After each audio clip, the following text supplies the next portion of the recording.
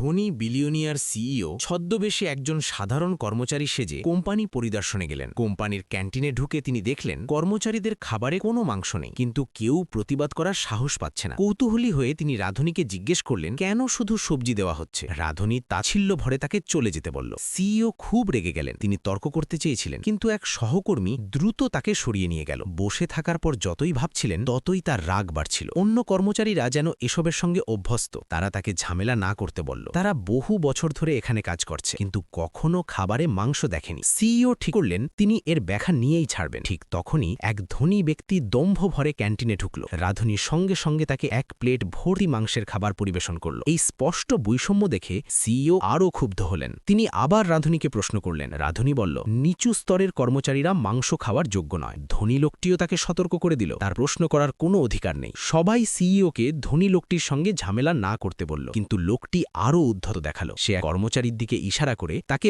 বাবা বলে ডাকতে বলল। কথা মতো করলে তাকে একটি মুরগির রান দেওয়া হবে। চাকরি বাঁচাতে কর্মচারীটি বাধ্য হয়ে রাজি হল। এই দৃশ্য দেখে সিইও রাগ চরমে পৌঁছালো। তিনি এগিয়ে গিয়ে ধনী লোকটিকে এক চড় মারলেন। চড়ের শব্দে পুরো ক্যান্টিন স্তব্ধ হয়ে গেল। কর্মচারীরা ফিসফিস করতে লাগলো। তাদের মনে এক অদ্ভুত স্বস্তি অনুভূত হল। ধনী লোকটির সহকারী দ্রুত তাকে সামলাতে এগিয়ে এলো, কিন্তু সিইওর দৃঢ় উপস্থিতির সামনে সে আর কিছু বলতে সাহস পেল না। ধনী লোকটি ক্ষুব্ধ হয়ে তার সহকারীকে ম্যানেজার ডেকে আনতে বলল, যাতে এই কর্মচারীকে চাকরি থেকে বের করে দেওয়া যায়। ঠিক তখনই ম্যানেজার দৌড়ে এসে উপস্থিত হল। সে সিইওকে দেখে হতবাক হয়ে তার সামনে হাঁটু গেড়ে ক্ষমা চাইতে লাগল।